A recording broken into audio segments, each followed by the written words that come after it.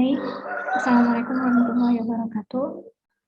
Di sini kami akan membahas tentang user experience versus design experience dari tugas mata kuliah interaksi manusia dan komputer atau HCI dengan dosen pengajar Bapak Muhammad Arsyad MKom. Baik, di sini saya akan memperkenalkan diri saya. Nama saya Tia Anggreni dengan NIM 31012002352 dari kelas 37 dan rekan saya Martina Miliana Hawala dengan NIM 3101200235550 dari kelas 37.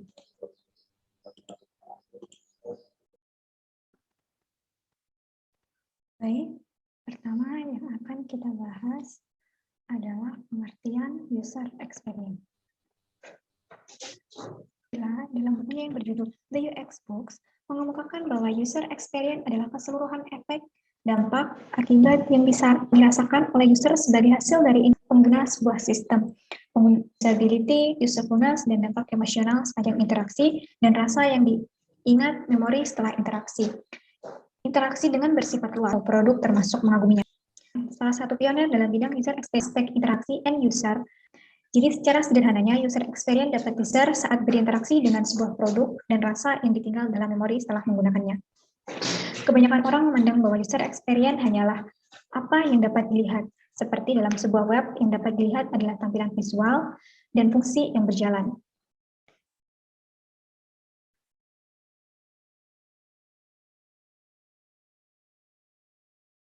Yang kedua yang akan kita bahas yaitu pentingnya user experience.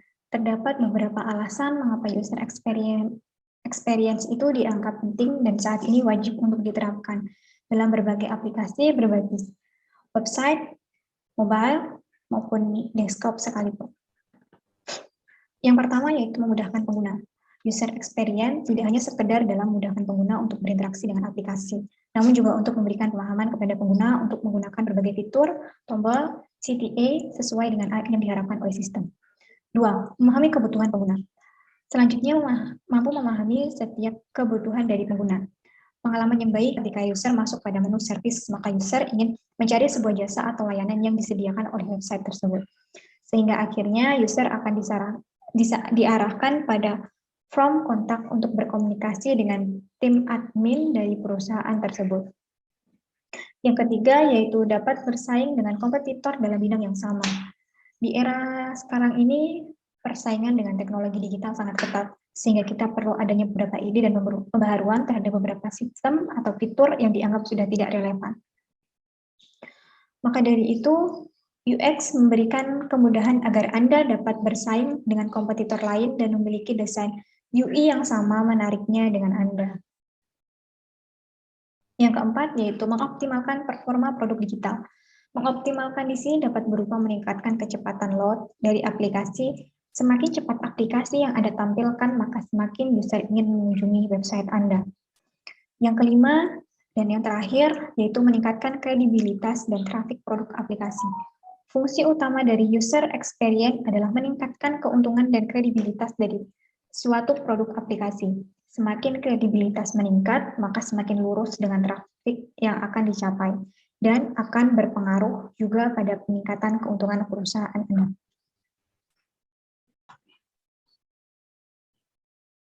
Pembahasan yang ketiga yang akan kita bahas yaitu mengenai elemen-elemen unsur user experience. Menurut James Garrett dalam bukunya UX terbagi menjadi 5 elemen, yaitu strategi, scope, struktur, skeleton, dan surface. Semakin ke atas elemen yang terdapat pada gambar di samping, maka akan semakin tampak oleh mata. Semakin ke bawah, maka akan semakin terlihat abstrak. Yang pertama, strategi. Merupakan alasan kenapa situs, sistem, maupun aplikasi itu dibuat. Ada alasan di balik sebuah produk. Dibuat, kenapa kita membuat aplikasinya, untuk siapa aplikasi itu ditunjukkan, kepada kenapa orang mau menggunakannya, dan kenapa orang butuh. Tujuannya di sini untuk menjelaskan kebutuhan pengguna, keuntungan berupa menghasilkan uang, menyimpan uang, ataupun keduanya.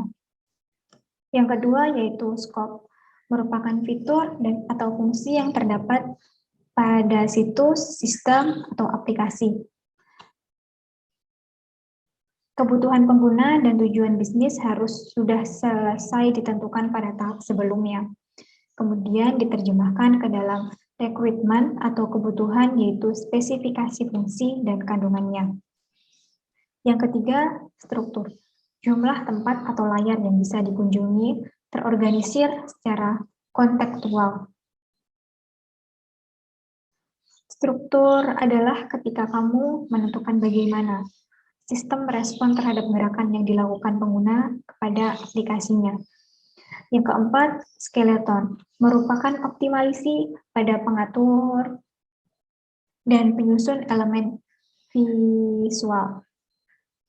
Struktur ini menginformasikan kepada dari sistem,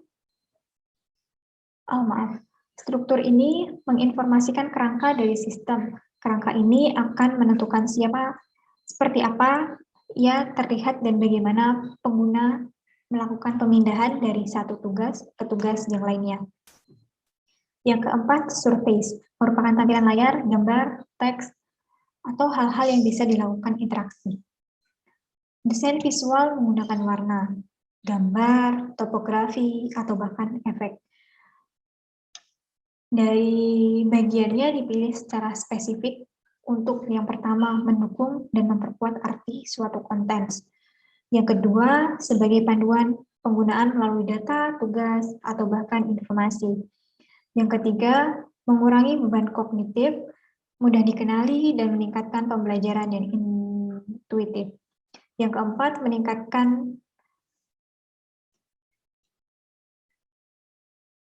menjadikan pantas secara budaya dan juga secara sosial. Merupakan suatu produk yang dibuat oleh suatu brand pastinya haruslah berguna bagi para penggunanya. Tanpa memiliki kegunaan yang khusus, tentu produk tidak akan laku.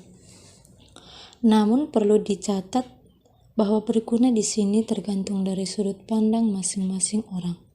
Misalnya game, bagi sebagian orang berguna karena dianggap sebagai hal yang menyenangkan untuk menyalurkan hobi. Selain itu, patung mungkin bagi banyak orang bukanlah hal yang terlalu berguna.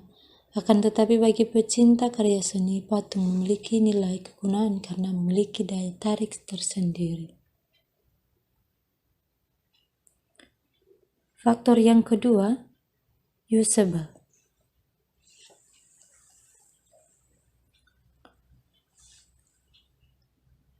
Faktor ini selain memiliki kegunaan, produk yang kita buat haruslah bisa digunakan.